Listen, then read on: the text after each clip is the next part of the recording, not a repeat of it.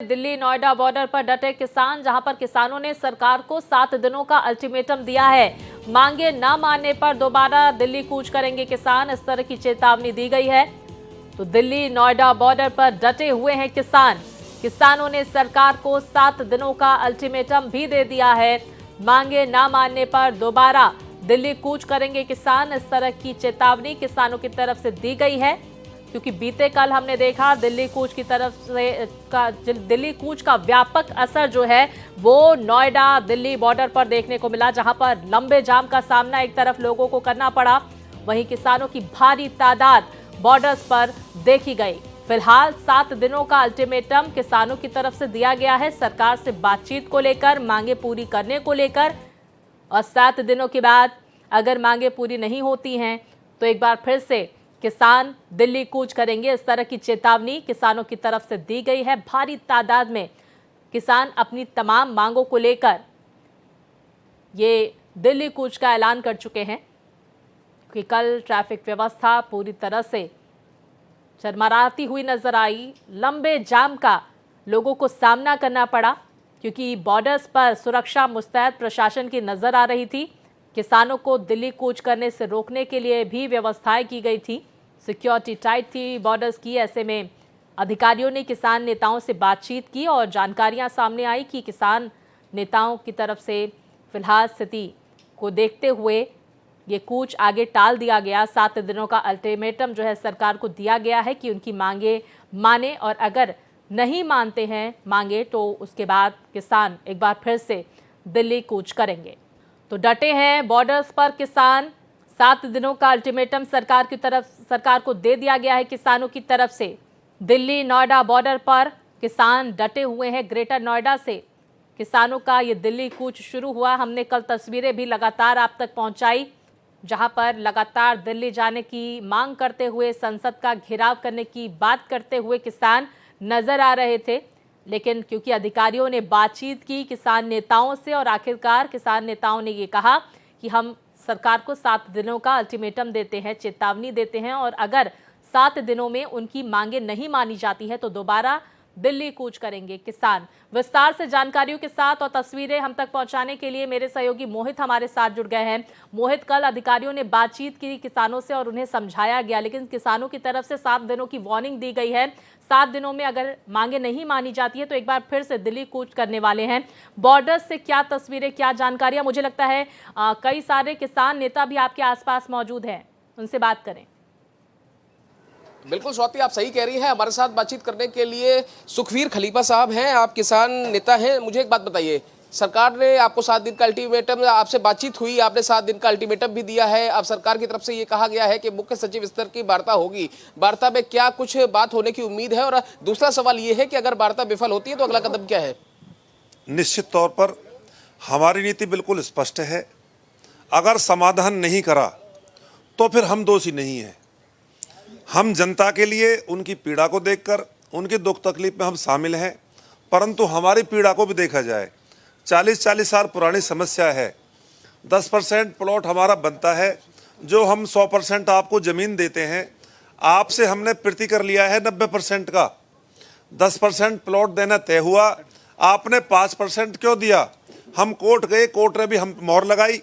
ठाकुर जयवीर की अध्यक्षता में कमेटी गठन हुआ, उसने भी मोहर लगाई कि इनका बनता है। अरे बोर्ड ने भी पास कर दिया, नोएडा ने भी पास कर दिया, ग्रेटर नोएडा ने पास कर दिया, यमुना प्राधिकरण ने पास कर दिया। तो पेच कहाँ फंसा हुआ है खलीफा साहब? मैं वही तो जानना चाहता हूँ, किसकी नीयत में खोट है? देने वाला तैयार है, लेने वाला रोज हाथ ओबा कर रहा है। मैं वही पूछना चाहता हूँ अपनी संसद से, वो तीसरा आदमी कौन है कि जो देने में टांग अड़ा रहा है? ये भूमि अधिग्रहण कानून 2013 जिसका आप जिक्र कर रहे हैं, उसके हिसाब से आपकी क्या मांगे हैं? और 64% मुआवजे को लेकर क्या मांग है? 64.7% और 10% एक ही सिक्के के दो पहलू हैं। एक ही का वो जो कोर्ट ने आदेश दिया था, दोनों का एक ही आदेश है। इन्होंने क्या करा कि उस आदेश का हाफ इम्प्लीमेंट किया। 64.7% किसानों को बांटा और बाद में 10% के लिए मुकर गए। उसी पर लगातार झंझट चला आ रहा है। किसान हाथों कर रहा है कि भैया हमारा बनता है, हमारे आपने पैसे काटे हैं 10% के, हमारी 10% जमीन हमने पैसा नहीं लिया है तो हमें वो दे दो, जो विकसित करते हो उसका हम पैसा देते हैं। तो दिक्कत क्या है इस बात की? शासन स्तर पर क्या कोई मैसेज आया है कि वार्ता कब होगी? कितने लोगों का प्रतिनिधिमंडल आपकी तरफ से जाएगा? कितने लोग आप लोग जाएंगे? आज ये तय हो जाएगा कि वार्ता कल होनी है, परसों होनी है। 1-2 दिन की बात थी, 1 सप्ताह हम कह रहे हैं, परंतु वो 1-2 दिन की बात थी। आज इस बात का निश्चित हो जाएगा कि इनकी नीयत भी देख लेते हैं कि भाई ये करना क्या चाहते हैं। परंतु एक बात निश्चित है, सारे किसान संगठन यहाँ एक हो चुके हैं, गौतम बुद्ध नगर की जनता एक है।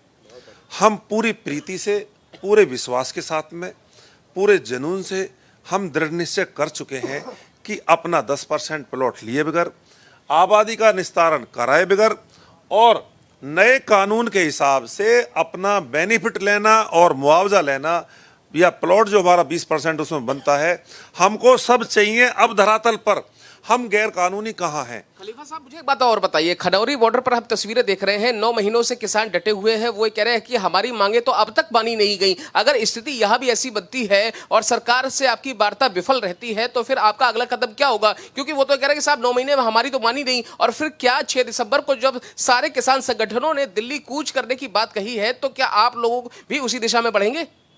निश्चित तौर पर हम किसानों के साथ खड़े हैं। हम किसानों से अलग नहीं हैं, देश भर के किसानों के साथ हैं। किसानों की पीड़ा एक जैसी है। सभी जगह किसानों को लूटा जा रहा है, उनको उनकी ज़मीन से वंचित किया जा रहा है।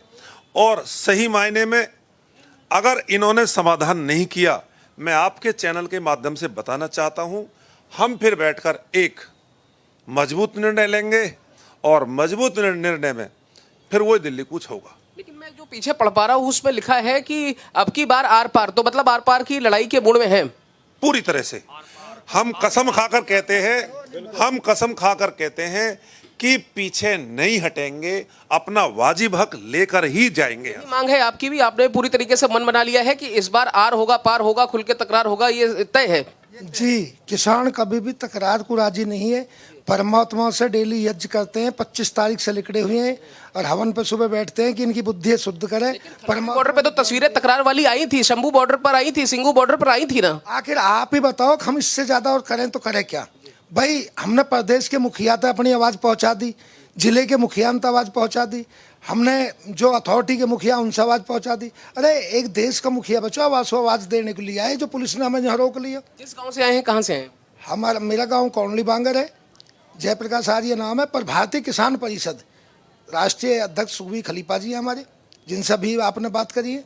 और हमारे 10 संगठन एक साथ हो गए।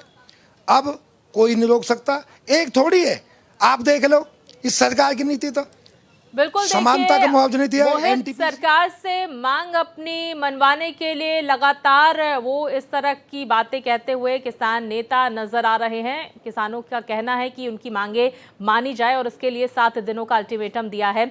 सुखबीर खलीफा के नेतृत्व में ये जो संगठन है वो यहाँ पर प्रदर्शन का ऐलान करता हुआ नजर आ रहा है, दिल्ली का कूच का ऐलान करता हुआ नजर आ रहा है। जानकारियां और तस्वीरें आपने हम तक पहुंचाई मोहित, आपका बहुत शुक्रिया।